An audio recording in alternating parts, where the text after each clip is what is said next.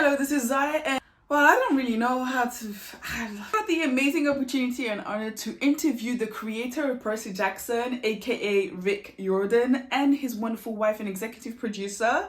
So this is basically the interview that I did, and I asked them like a lot of things about the whole TV show. So if you haven't watched the Percy Jackson TV show yet and you're kind of like, I've been so disappointed about the movies, like, don't break my heart again, this is definitely for you. But also all of my African mythology lovers, every single one of you who wants to learn more about African mythology and how it actually pans out in books, then definitely please watch this video as well. Without further ado, let's go. Hi. Hello. So nice to meet you. You too.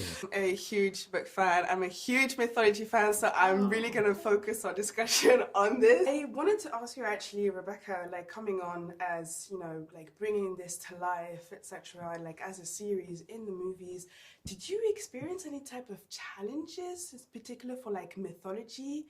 You know, because obviously you have to like bring it from book to movie to series. Right. Like, yeah. Well, trying to keep it true to the mythology, I think you noticed we really worked hard on that. It's really easy to try to spin it in a way to fit the story that's not true to what it should be from the original source material.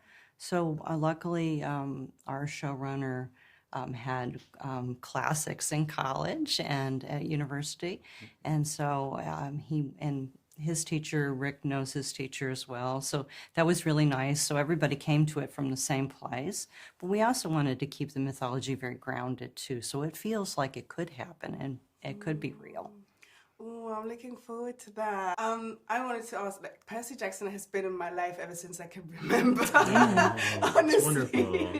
So, having written like this whole world, this whole universe, like as well, like, is there any obstacles and challenges that you found when you were thinking about the mythology, you were thinking about the stories and putting them on the page? Sure.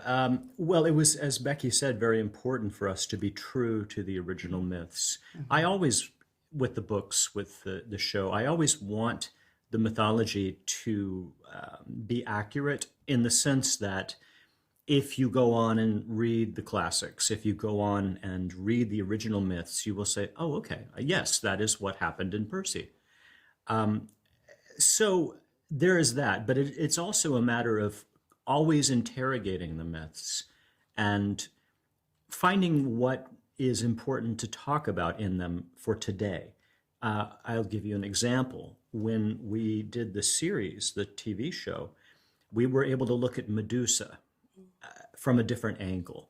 Because in the books, it's a very quick episode, and she's simply a villain, one of many that Percy has to battle.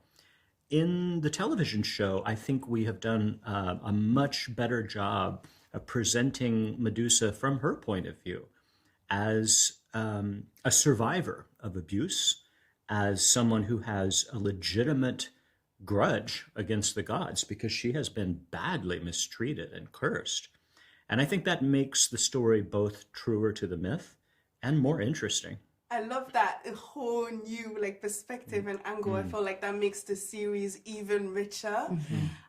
So I also wanted to ask, like, we have a complete different cast that we've never seen before. How important was it for you both actually to bring about a multicultural and diverse cast to the Percy Jackson world? Do you want to start? Well, first of all, we didn't come in with preconceived ideas about what the cast was going to look like. We saw so many wonderful, talented young people that brought their unique personalities. But personality is what we were looking for. We wanted the characters to embody Percy and Annabeth and Grover. And so, and also to have chemistry together. So that was our focus, and we did perfectly. I mean, we couldn't have done better, you know. Sure. And that doesn't really answer your question, I don't think. No, that makes it so cute. I just wanted to take a little break because at that point I was literally like, those two feel like my grandparents. Like, what is this? I literally felt so cozy talking to them, and I was kind of like, nah, like, is every single press junket / interview supposed to be like this? Because I was too comfortable. I was too comfortable. But it was important to us to be open to change, because Percy Jackson has always been about representation, in that it was representation for our son when he was 9 years old and was struggling with ADHD and dyslexia. It was learning differences that we were wanting to represent and show children like our son that being different was a good thing. Being different was a strength. It was a superpower. And now with the series, we wanted to make sure all children felt that way. Well, because it's a world audience too. It's very, very important. This is a global audience for Percy Jackson, and everyone should feel like they can be Annabeth or Grover or Percy. They should be able to see themselves in those roles. I wanted also to say, and I absolutely love this answer, it really touches my heart, but I also wanted to pick up on what you said about Medusa. Are there any other type of like differences in this series that we haven't seen before? Something maybe that is gonna take the audience aback and say, oh, like, I've never seen that before. Yeah. Sure, there are many instances like that.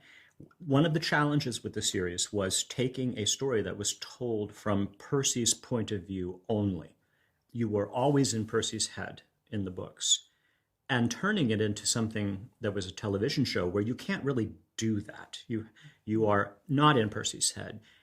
The benefit of that was that we got to see that same story from multiple points of view. And so there are moments in the show that enrich the story, such as Sally and Poseidon, right, Percy's parents. You see a flashback of them together, and you come to understand what that love story was like and how they relate to each other. And I think that was one of my favorite moments. It's beautiful, and it deepens your understanding. Oh, the fans, when they get to that part, I was in tears. You know, I saw it be filmed, but when I saw it on the screen, it just... It's very powerful. Especially as a parent, it really resonated with me. Yeah. What is there a favorite episode that you have in the series, you know, that you can tell us about maybe? Yeah, sure. Is it episode 5? Episode 5 would be, let's see, that's the one water at the park, isn't it? Yes, I think you're right. Yes, the one at the water park scene. I won't spoil anything, but it's pretty incredible. I think that's my favorite. Love that. And would you say that the way that you were giving an explanation about everything seems like you were able to go into so much more detail in this series rather than anything that has done before? How do you feel about that? Being able to, I feel like do you feel like your vision is coming to life in a way where it has never been before? Oh, very much so. Very much so. I think... I wish you could have seen Rick's reaction when he got to see Camp Half-Blood for the first time. It was pretty amazing.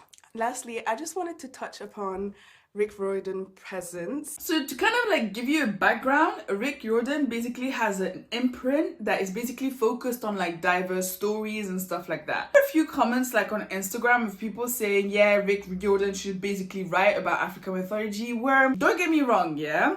Like, you can write stories of people that don't look like you, but when it comes to African mythology, there's already so many amazing authors that you may not know about. Obviously, if people were writing those comments, then that means that you probably don't know about all of these amazing authors who have already written African mythology inspired books that I'm sure you're going to love and absolutely be passionate about. He is aware that there's some stories that, you know, better people would be better positioned to tell them. So that's why he's created this imprint and has had amazing books like the Tristan Strong series. He used his already established position to kind of like help people get ahead already. It's not because one person is known for writing all of the mythology books that they have to be the one to write all kinds and sorts of mythology. It just doesn't make any sense. Like, there's so many other amazing authors. Like, don't come at me with that type of ignorance. Like, it just rubs me the wrong way.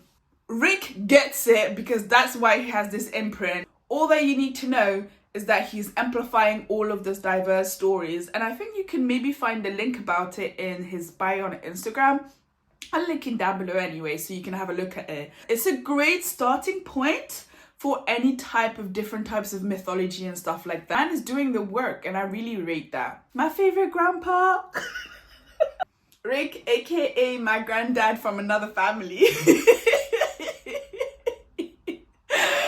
Which is so massive, and one book specifically that I absolutely love is the Tristan Strong series. Oh, Kwame Mbalia is so good. we will tell him you said so. Please do, please do. Would we ever expect maybe a cross between Percy and Tristan? I don't know, but maybe somewhere down the line. Kwame is a very busy man. He's writing many, many books, but he's just a brilliant author.